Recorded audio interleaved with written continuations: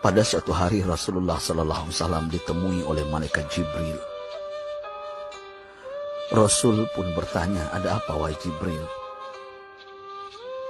Jibril menjawab, wahai Muhammad, sesungguhnya hari ini Allah Subhanahu wa Ta'ala sedang mengobarkan nyala api neraka, dan seluruh para malaikat amat ketakutan. Mereka tidak tahu harus bagaimana. Untung aku ingat, kata Jibril, bahwa engkau Muhammad adalah sumber cinta dan sayang Allah Subhanahu wa Ta'ala kepada alam semesta. Dengan alasan itu aku kesini, bertabaruk mengambil berkah dengan cinta Allah kepada dirimu, ya Rasulullah, ya Muhammad.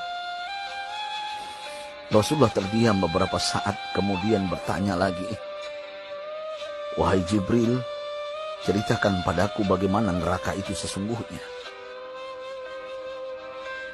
Jibril menjawab, wahai Muhammad, neraka itu bagaikan lubang-lubang yang terdiri dari 7 tingkat.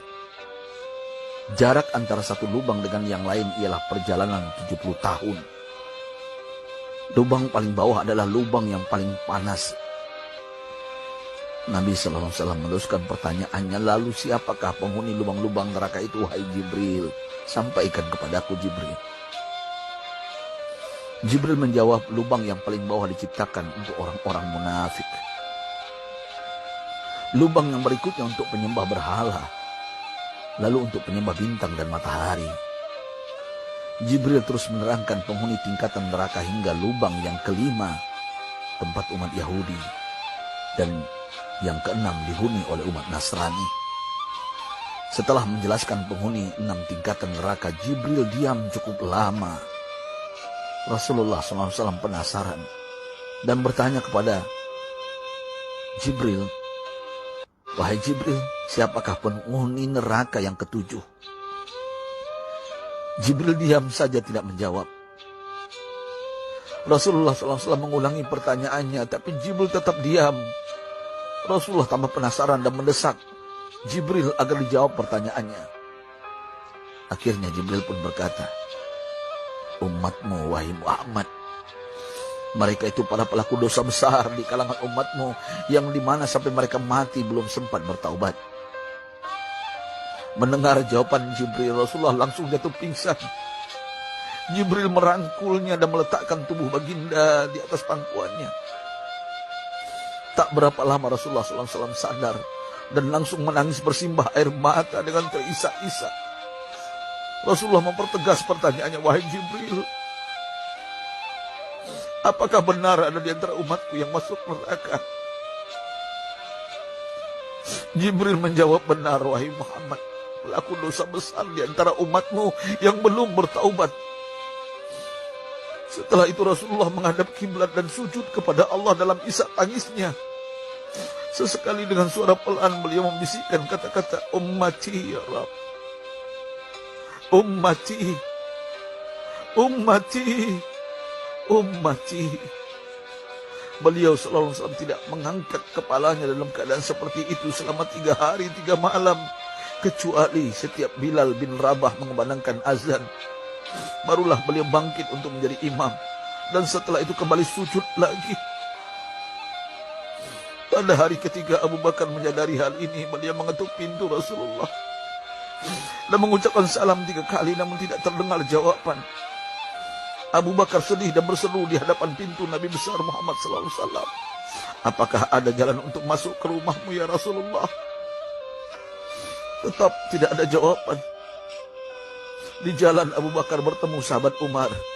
Mengapa engkau menangis wahai Abu Bakar? Kata Umar. Abu Bakar menceritakan keadaan Rasulullah SAW. Maka Umar pun melangkah menuju rumah Rasulullah dan terjadilah hal yang sama. Umar pun pulang dan menangis. Di jalan Umar bertemu sahabat Salman Al-Farisi. Dengan terisak Umar bercerita kepada Salman hingga membuat dia amat sedih, namun tidak berani mengulangi hal yang sama. Salman melangkah menuju rumah Fatimah radhiyallahu anha dan menceritakan hal itu. Setengah berlari Fatimah menuju rumah ayah tercinta dan mengetuk pintu sambil mengucapkan salam. Mendengar suara lembut putri tercinta, sejuklah dada Rasulullah. Beliau bangkit dari sujud dan membuka pintu. Alangkah terkejutnya Fatimah melihat Rasulullah, ayah tercinta, amat kurus dan pucat. Fatimah memeluknya lalu menangis, "Wahai ayah, apa yang terjadi? Mengapa engkau amat sedih seperti ini?" Rasulullah kembali menangis dan berkata dengan suara lirih, "Wahai Fatimah, belahan jiwaku. Bagaimana mungkin aku tidak sedih sedangkan Jibril mengatakan akan ada kelak umatku yang akan masuk neraka." Subhanallah, betapa besar cinta Rasulullah kepada kita umatnya. Sahabatku,